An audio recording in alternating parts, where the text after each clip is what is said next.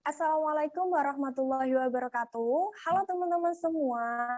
Bertemu lagi dengan aku, Mercy Nawati, NIM 200210402031 di channel YouTube aku, Kepoto.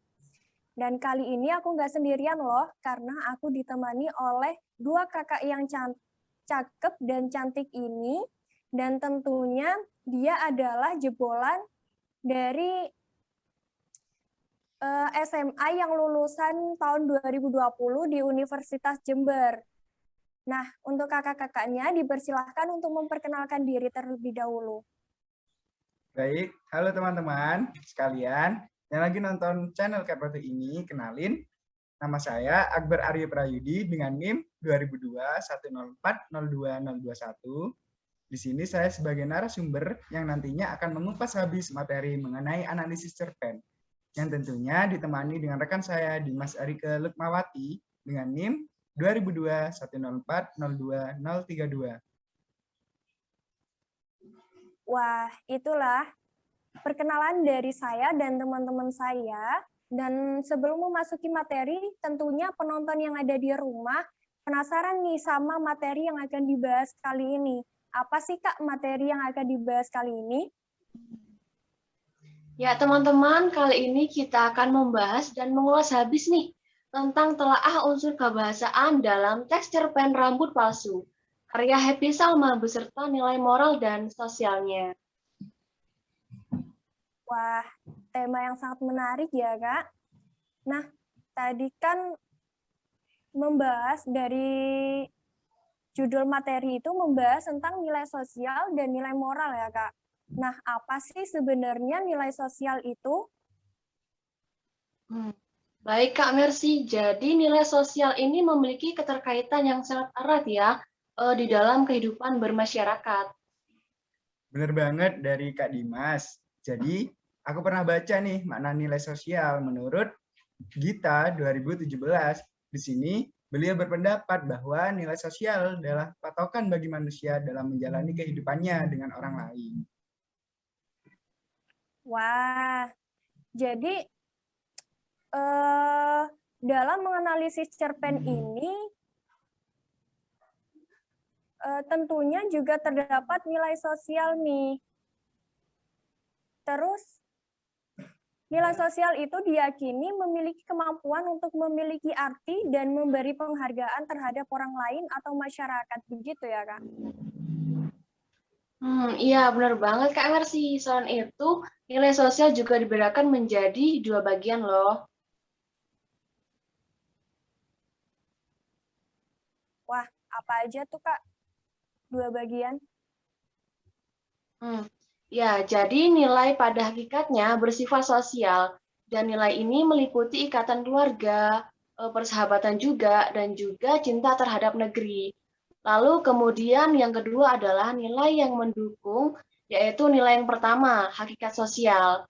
Begitu juga nilai kedua, yang akan dipakai manusia untuk berelasi dengan dunia sosialnya. Begitu. Nah, jadi dapat ditarik kesimpulan ya Kak, bahwa nilai sosial itu berkaitan dengan pelajaran yang didapat dari interaksi sosial antara tokoh dengan lingkungan masyarakat. Seperti itu ya Kak? Ya, benar banget Kak Mercy.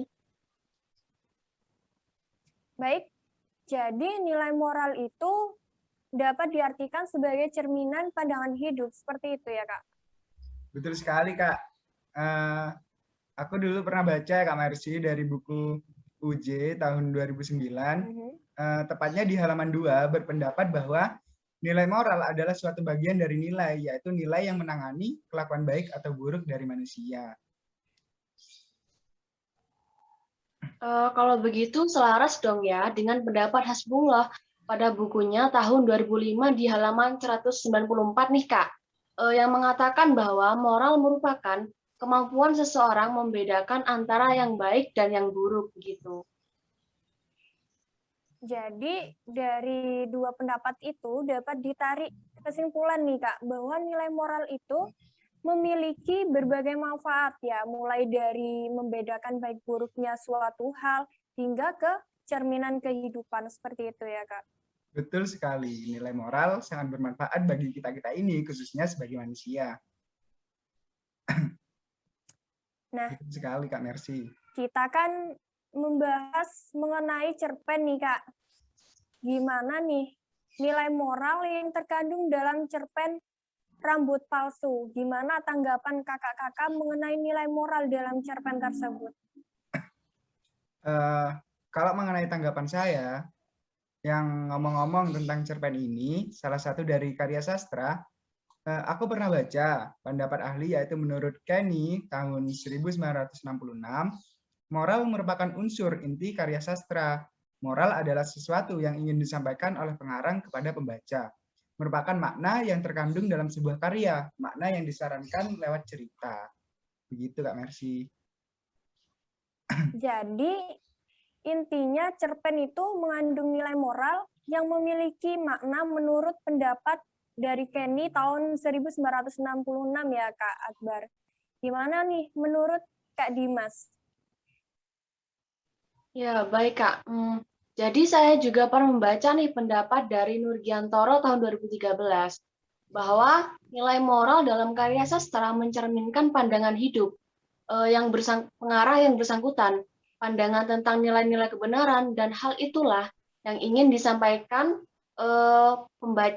pengarang kepada pembaca begitu.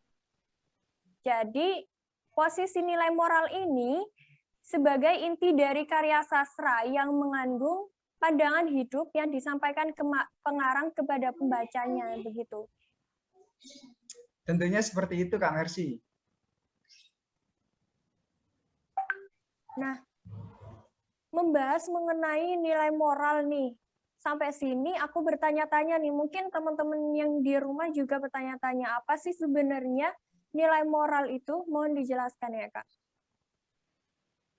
Iya, baik Kak. Saya pernah membaca suatu artikel, jika ada ahli yang berpendapat nih, moral dalam cerita menurut Kenny tahun 1966, biasanya dimaksudkan sebagai saran yang berhubungan dengan ajaran tertentu yang bersifat praktis, yang dapat diambil dan ditafsirkan lewat cerita oleh pembaca, begitu. Jadi, saya menambahi dari Kak Dimas ya. Nilai moral yang terkandung dalam karya sastra bertujuan untuk mendidik manusia agar mengenal nilai-nilai etika merupakan nilai buruk suatu perbuatan. Apa yang harus dikerjakan sehingga tercipta suatu tatanan hubungan manusia dalam masyarakat dan bermanfaat bagi masyarakat, lingkungan, dan alam sekitar. Begitu, teman-teman. Wah, jadi itu teman-teman tujuan dari nilai moral itu. Tujuan dari nilai moral itu juga terdapat manfaat loh, Kak. Yang didapat yaitu seperti menambah wawasan juga dalam bagi pelajaran hidup.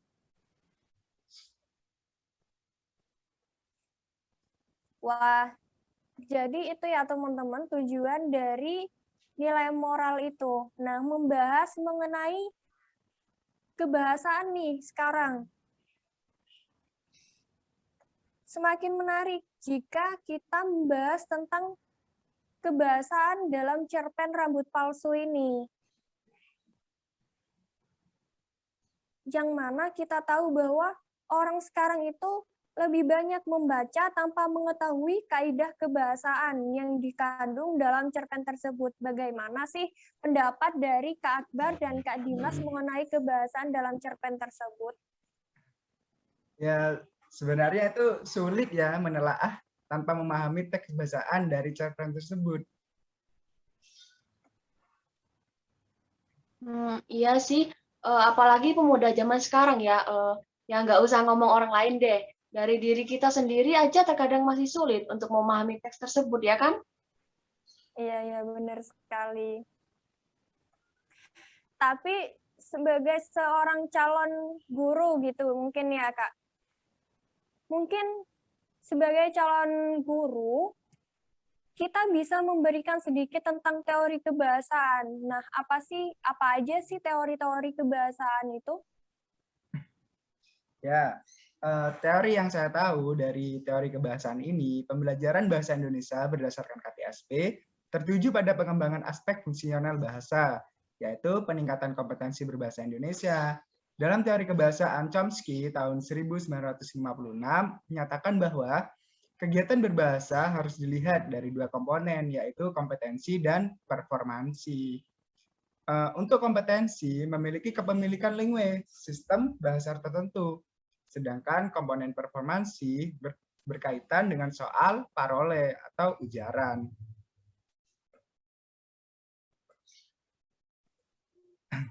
Begitu Kak Mercy. Jadi, iya Kak. Jadi maksudnya dalam pembelajaran di kelas, guru juga harus mengajarkan bahasa Indonesia sesuai dengan tuntutan kompetensi dasar dan standar kompetensi yang telah ditentukan juga ya Kak. Lantas, dari mana sih pertanyaan tersebut didapat? Nah, pertanyaan tersebut didapat dari kedua komponen KTSP tersebut yang mengandung kegiatan berbahasa melalui bentuk-bentuk kata kerja yang digunakannya. Mungkin dari Kak Dimas ada tambahan? Iya Kak, jadi di dalam teori juga harus ada standar kompetensi, yaitu memahami siaran atau cerita yang disampaikan secara langsung maupun tidak langsung nih. Kata memahami dan menanggapi ini merupakan dua verba yang sangat penting dalam kehidupan berkomunikasi. Verba memahami diperlukan untuk menangkap informasi berupa konsep begitu ya. Sedangkan verba menanggapi diperlukan untuk memproduksi ujaran. Nah, Kak, saya bertanya-tanya nih, apakah itu sudah termasuk dalam kaidah kebahasaan, Kak? Tentu saja belum, karena masih ada lagi pengertian kaidahnya yang digunakan. Maksud saya kaidahnya yaitu penggunaan, pemilihan, serta penempatan kata yang sering dipakai dalam membangun frasa dan kalimat.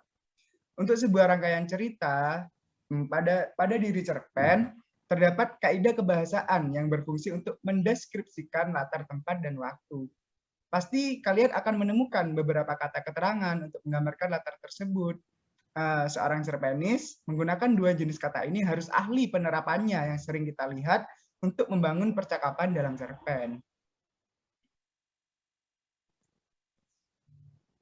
Nah, jadi dalam teks ini biasanya juga mengandung gaya bahasa atau biasa disebut dengan majas sih teman-teman. Hal itu berfungsi untuk memperkaya keindahan cerita. Meskipun begitu, gaya bahasa yang digunakan dalam teks cerpen juga cenderung lebih efektif dan komunikatif ya. Cerpen biasanya menggunakan bahasa yang tidak baku agar si pembaca bisa lebih dekat dengan cerpen yang sedang dibacanya. Nah, mungkin lebih menarik nih, Kak, jika kita bisa mengupas lebih banyak nilai kebahasaan ini ya, Kak. Nah, jika pembaca lebih dalam lagi, untuk menelaah apa sih mereka akan menemukan keindahan cerita, gaya bahasa yang digunakan dalam teks cerpen juga cenderung lebih efektif dan komunikatif. Mungkin seperti itu ya, Kak. Benar sekali, Kak Mercy. Nah, berbincang-bincang nih, Kak, mengenai struktur kalimat nih sekarang. Dalam cerpen, pastinya sering banget dijumpai struktur cerpen yang tidak lengkap nih, sehingga bagian-bagiannya mengalami pelesapan. Nah, apa sih sebenarnya pelesapan ini? Mungkin penonton juga penasaran. Mohon dijelaskan ya, Kak. Baik, kalimat yang mengalami pelesapan itu tujuannya untuk mengurangi pengulangan unsur, seperti kata-kata yang tidak perlu, serta dapat menghemat waktu, tempat, dan kesempatan saat menuturkan kata. Benar, Kak Akbar. Tapi selain itu, pelesapan kalimat juga dilakukan untuk mengurangi pengulangan unsur kata yang tidak perlu, serta menghemat waktu dan tempat kesempatan saat menuturkan kata. Nah, ngomong-ngomong nih, Kak, saya pernah membaca nih, jurnal mengenai pemahaman unsur pelesapan dalam konstruksi kalimat bahasa Indonesia. Tahun 2008, karya Tukiran, yang menjelaskan pelepasan kalimat bisa dilakukan lewat dua cara, yakni elipsis dan delesi. Bisa dijelaskan nggak apa itu elipsi dan delesi. Elipsi dan delesi ya.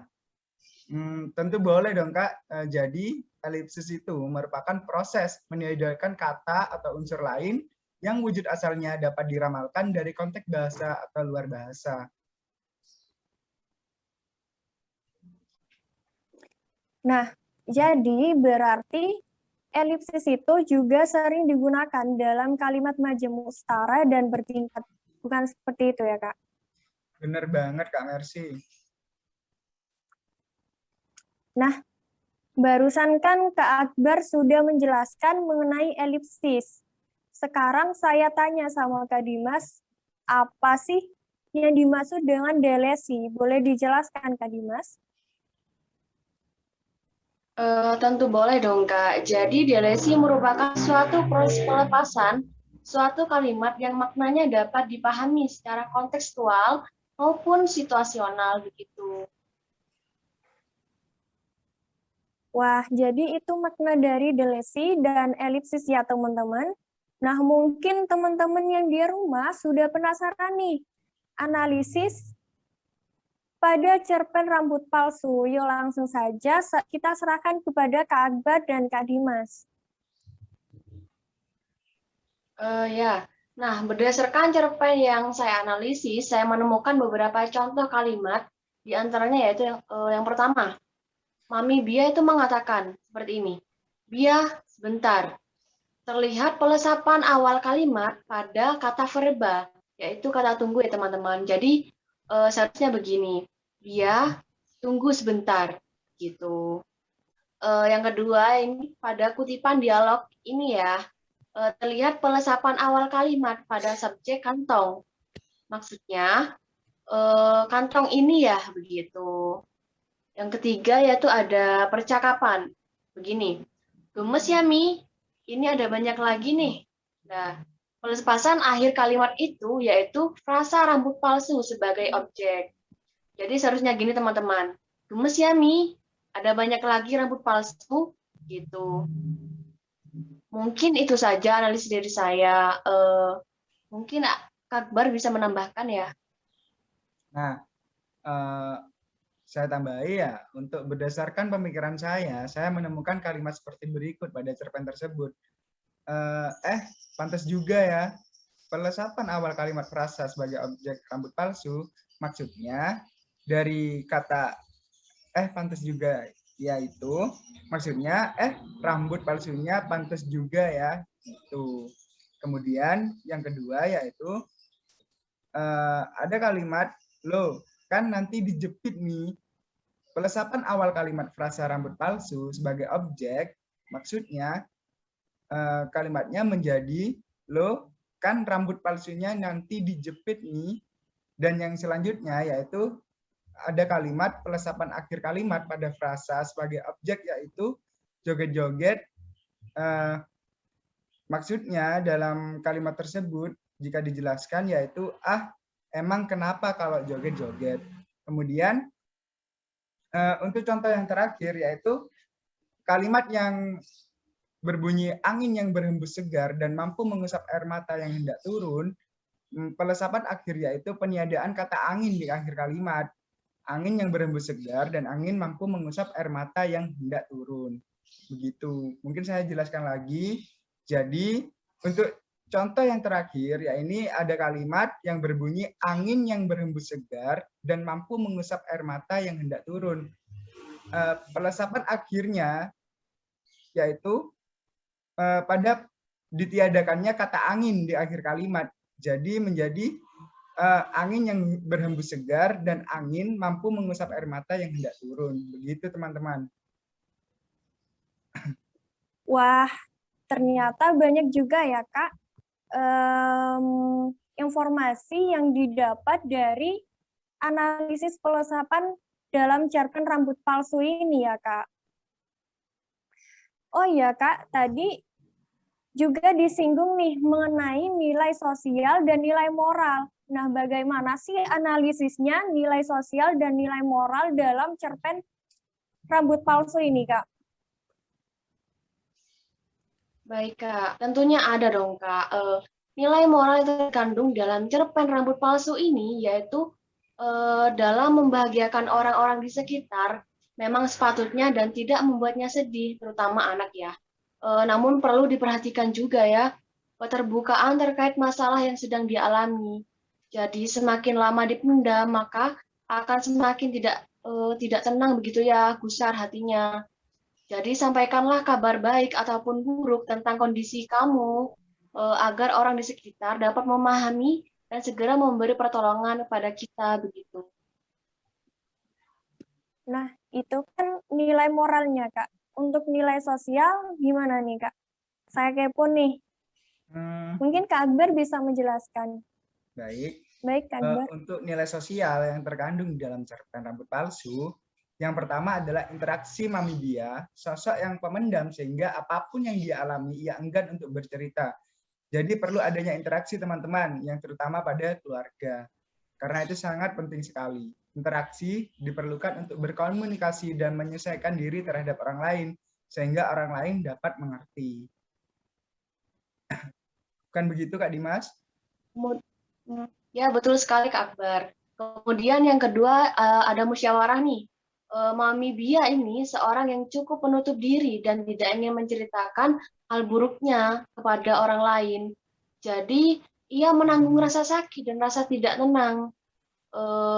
Musyawarahnya itu sebaiknya jika ingin membuat keputusan, bermusyawarahlah. Sehingga tidak hanya sepihak, karena orang-orang yang akan memberikan solusi masalah yang dihadapi seperti tindak lanjut kasus penyakit yang dijalani oleh Mama Bia ataupun dialami oleh Mama Bia begitu. Jadi tidak dipendam sendiri, dapat berbagi juga kepada orang lain dengan cara musyawarah. Nah, betul sekali kata Kak Dimas itu ya. Dan dari kata tersebut, yang terakhir yaitu pendidikan. Dalam pendidikan ini, di cerpen tersebut, Mami Bia mengajarkan apapun untuk tidak membuat orang lain bersedih. Ia tidak ingin menceritakan rasa sakit yang dialaminya dengan alasan ia tidak ingin membuat orang di sekelilingnya bersedih. Namun, yang serius suka maupun duka harus dibicarakan agar tidak menjadi hal yang fatal. Sebaiknya begitu. Asik banget ya teman-teman pembahasan materi kali ini bersama dua narasumber kita. Iya dong Kak, untuk unsur kebahasaan juga mencakup gaya bahasa, yaitu majas loh Kak. Bagaimana Kak Dimas? Iya Kak, pastinya dong. Fungsi majas dalam cerpen selain mengukir keindahan, juga dapat membawa pembaca terbawa suasana loh Kak. Jadi pembaca itu akan merasakan alur cerita yang diceritakan dalam teks tersebut. Bisa gitu ya Kak, selain memperindah, majas juga menghidupkan karya seni cerpen. Bisa begitu ya Kak, jadi selain memperindah, majas juga bisa menghidupkan cerpen, seperti itu. Betul sekali, majas atau gaya bahasa, pemanfaatan kekayaan bahasa, memperoleh efek-efek yang membuat sebuah karya sastra semakin hidup. Untuk ciri dari keseluruhannya, sekelompok penulis sastra dan cara khasnya menyampaikan pikiran dan perasaan baik secara lisan maupun tertulis. Ya, betul sekali Kak Akbar. Dalam cerpen banyak ditemui gaya bahasa perbandingan, gaya bahasa pertentangan, gaya bahasa pertautan, dan juga gaya bahasa perulangan dengan berbagai macam jenisnya. Begitu teman-teman. Wah, banyak sekali ya Kak.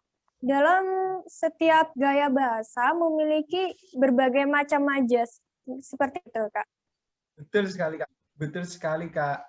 Mungkin alangkah baiknya kita bahas contohnya dulu dong Kak. Iya. Ya Kak, boleh nih. Contoh gaya bahasa pada cerpen rambut palsu ini adalah pada kutipan naskah seperti ini. Senyum ibu dan anak yang hangat, namun menyimpan sesuatu yang sedang saling disembunyikan antara kehangatan dan kesedihan. Begitu.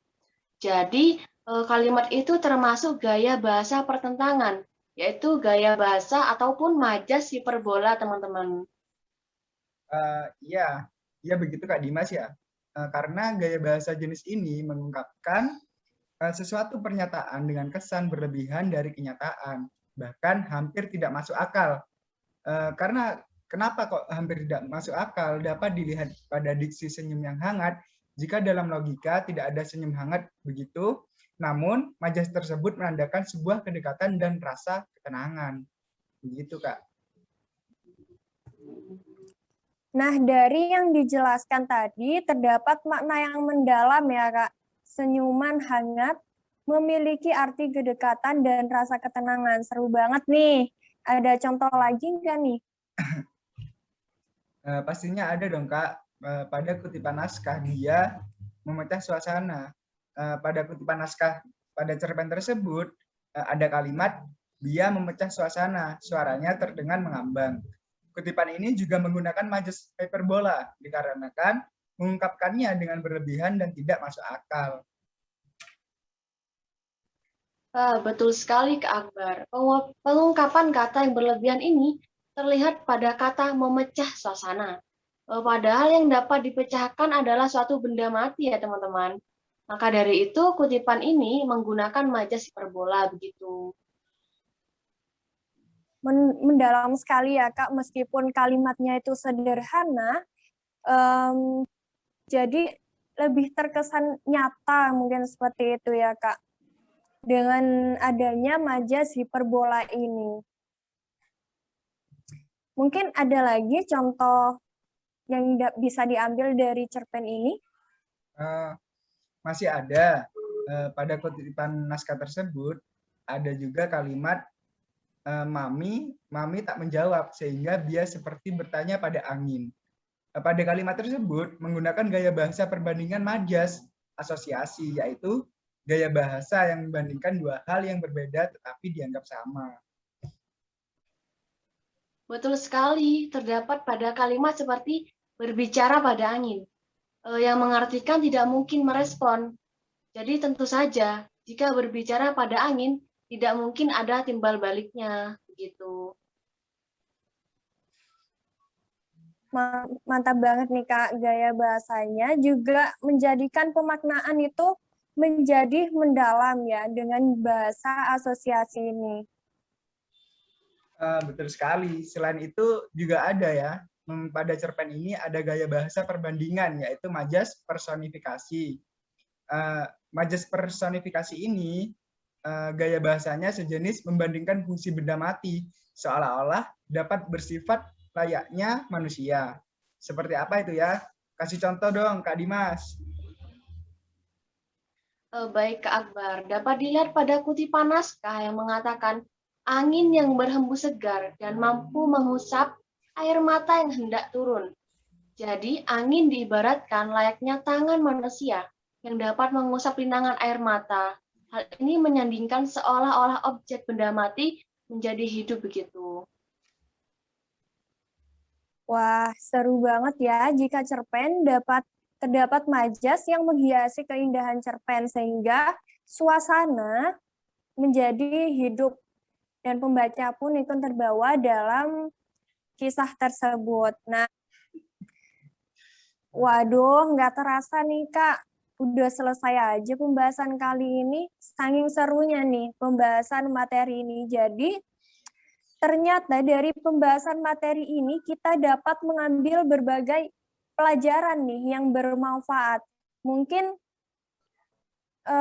teman-teman yang di rumah juga bisa memahami nilai sosial dan nilai moral yang terkandung dalam cerpen Rambut Palsu ini.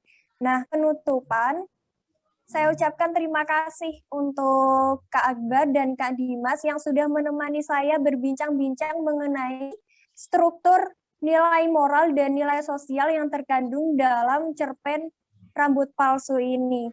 Dan untuk penonton, juga terima kasih sudah menonton mulai dari awal hingga akhir. Saya akhiri. Semoga ilmu yang kalian dapat bisa bermanfaat nih. Nah, langsung saja saya akhiri. Wassalamualaikum warahmatullahi wabarakatuh. Waalaikumsalam warahmatullahi wabarakatuh.